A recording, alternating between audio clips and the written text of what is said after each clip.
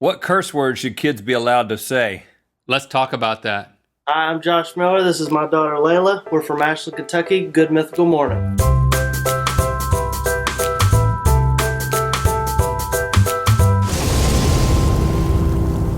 Good Mythical Morning. Welcome to day 2 of Good Mythical Morning in our new facility. I don't think ultimately we're going to shoot Good Mythical Morning from this particular spot, but it's the only spot that's furnished, as you could tell from the tour we gave yesterday. So this is where we are, at least for the time being. Things have changed a little bit. You're still wearing a red outerwear over a blue-hued innerwear. That's true. But I don't know if you've got what color your underwear is. But the camera You won't know. It's on a tripod, and this microphone is working today. So it's a little bit more like normal. We're going to slowly but surely get you into a place where you're comfortable. We don't want to make you uncomfortable. In fact, every day... They are uncomfortable. We're trying to get them to a place where they're comfortable again. No, but every day... It's going to take time. No, we got to tell them about the thing that we do. Every morning, when we come into the office together, we put our hands together. Let's do that. Let's just show them what we do. Put our hands together, and we say, today, we're going to make them... feel as comfortable as possible. Don't you know about the little chant that we do? Don't you remember that? Why are you acting like you don't know what I'm talking about? Today we are going to make them feel as comfortable as possible. That's our life thing. And I guess I don't get to feel comfortable while we do that. Because my hands are a little sweaty. A little bit, yeah. Do you remember when we were in middle school? My dad was like, son... Because I had trouble with my hands being wet all the time. And it was embarrassing around the ladies. They are really wet right now. And B, it was difficult on the basketball court. Because I would catch it and I would whoosh, and it would the ball would just slip out of my hand. They called you oil fingers. Like a wet watermelon. Or butterfingers. And Dad was like, I got you a prescription. Dry Sol. I remember you got that stuff. And he got me this stuff that I would put on my hands. And it was like alcohol and it would burn. But then my hands would be dry for a few minutes. And I would put the Dry Sol on before dates and before basketball. Did your dad feel your hands one day and say you needed help? I complained. And it's not nearly, today's unusual because I've been running around. I've been thinking a lot. When I start thinking, my hands start sweating a little bit. It's funny that your hands sweat, my hands shake. I think that's what makes us a good comedic team, right? Huh. You're the sweater, I'm the shaker. Well, let me zip up a little bit because I got to talk about your kids a little bit. If you were a shaker... and a sweater, that'd be bad because then you'd be like a wet dog just throwing sweat on everybody every time. Hello, nice to meet you. Yeah, that's a bad combination. But that's not what we're here to talk about today. We spent a couple of minutes talking about it. We did. But what we really want to talk about is the fact that just the other day, your son was over at my house, as he often is, your middle son, Lincoln. Yes. Best friend of my son, Locke. Yes. And I'm following you so far. We were playing the Wii U. You have a Wii. I was not there. We have a Wii U, which is better than a Wii. It's newer. But it's okay. Just makes your kid appreciate things more. And I was challenging the kids in some game. What it was, Super Smash Brothers Brawl or something. Okay. And I was like, I'm going to kick you. I told Locke, I'm going to kick your butt. I'm joking around with it. Jessie, my wife, makes a beeline for the living room. She's like, whoa, we don't say butt when Lincoln's here. I'm like she realized what she was saying as she said it. What she meant to say was, we don't say butt when Lincoln's here, but I don't have any other way to communicate to that to you right now other than saying it. Yeah. And I was thinking, what? You don't say, what do you say? Booty? Tush? What am I? Bottom? What am I supposed to be saying? Okay. Other than butt. Well, let me explain myself here a little bit. It's not exactly how you and Jesse make it seem. Okay. But I think that is a good discussion. Talk about what curse word or curse word replacements kids should be allowed to say. Now, first of all, I'm not going to sit here and say that butt is a curse word or even it is a curse word replacement. If you want to go that far, but okay, yeah. And I've got 3 kids. You do, and definitely early on, like with Lily, and then with Lincoln too. In my household, we made a stance that our kids were going to have clean language. I respect that. And so when it came to words like "but," I don't remember. There was no decision. I don't remember. I don't want to throw my wife under the bus on this one. But, oh, look, I just said it. But with 1 T. You just said however. Oh.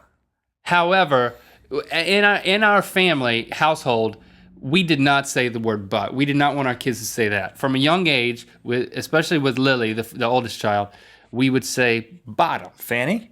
We would not say Fanny. That's my grandma's name. Oh. We would say bottom. And so, Okay. and then with Lincoln, we would say bottom a little bit. And then lo and behold, they go over to your house and you're like, but. Say but. Now, okay, maybe this is a little like weird, like seems like a ultra conservative language type stance for us to take. And I will say this, since we've gotten 3 kids, everything just gets loose by the time you have 3 kids. Right. It's just like, you don't need to feed the third one. Make your own breakfast. Yeah, he's like a cat. Can can you clean the house? Well, just, you don't have a curfew. You can date anybody you want. He's only 3. He just turned 3. I mean, right. Okay. So now Lando can say but. Really? Yeah, we let Lando say but. Lincoln, we let him say it sometimes. Lily, we still don't let her say it. Oh, you want to be consistent. So you're saying that you keep the rules consistent with each child? You don't let the whole household rules change? No, we let him say it. But like, You said it again. words like fart. We did not let Lily and Lincoln say fart, but now that we've gotten around What do to they Lando, say? Toot? Poot? we said like toot, which is embarrassing. Why isn't it? Okay. At this point, I just want to say. But now they say fart, and Good. they do say but. Right. They okay. say but. So I mean, how did Lincoln react when you said but? Well, he didn't mind it, but when Jesse runs in there and says, "We don't say but" in front of Lincoln, Lincoln gets this look on his face like he's like. He gets a kick out of it. Okay. He gets a kick out of adults talking about the word "but" in reference to him and who can say it and what. Right. But see, I have some pretty. I totally respect your decision, and it isn't like my kids are like dropping F-bombs in my house all the time or anything like that. We don't. There's a number of things that they're not allowed to say, but they can say the colloquial bathroom terms: fart, butt. Piss. Can they say piss? They can't say piss. I draw the line at piss. Why? And this is here it is. I don't even know why. I mean, but let me tell you, this is what I think about. I have some strong opinions about profanity. I'm not going to use profanity as I express them. Okay. But I feel But you could. that there is a purpose in profanity. I feel like there are 2 extreme positions. There's one position which is like, why do we care what you say? You should be able to say anything. They're just words. Who cares if you drop an F-bomb if you're 3 years old? Who really cares? Why is it wrong?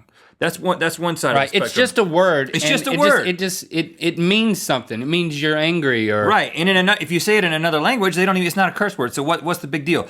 The opposite end of the spectrum is that you shouldn't say anything.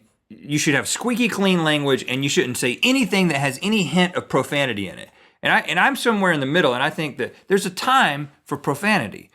So, sometimes if you want to get a point across, or sometimes if you accidentally hit yourself in the hand with a hammer, we're talking about adults or anybody. Is it a different standard for children in your household? It is a different standard for kids, and because kids need to understand that there are rules in this life and you kind of have to, they kind of evolve with them. You kind of grow up. They need to understand that, listen, you're in a world where there are rules. There's consequences to your actions. There are freaking rules, and it pisses you off when the freaking rules are broken. And dang it. They got to learn how to. Dadgummit, obey. Because if you raise a kid just to do whatever they want to, they can say whatever they want to, then they grow up and they do and they say whatever they want to. And what happens is they end up in jail, right? Most of the time. You want to teach them respect. Yeah, in respect. But not allowing them to say but or fart that's just unrealistic. You can do that with one kid, maybe with half of the second kid, but you can't do that with 3 kids. So you might as well let it go. Kids can say bodily functions like fart, but can they say the S word? Like dookie, but with an S? Well, here's the deal. When our I don't want kids to say that one. I do not allow my kids to say that.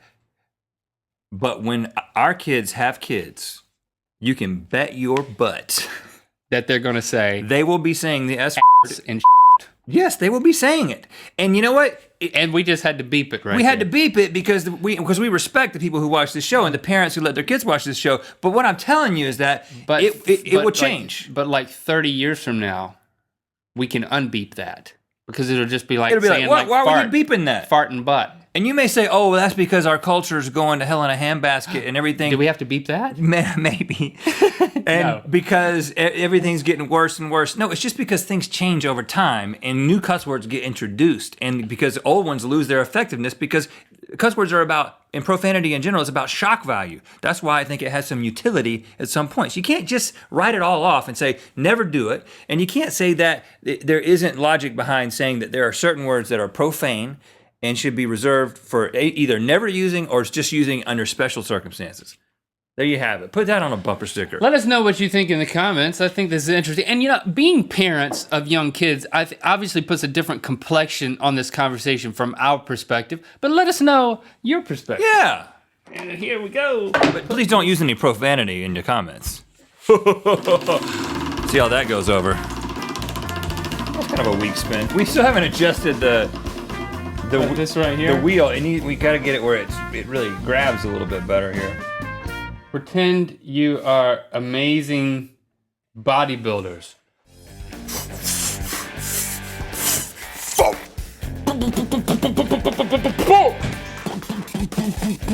Are you actually? I'm demonstrating.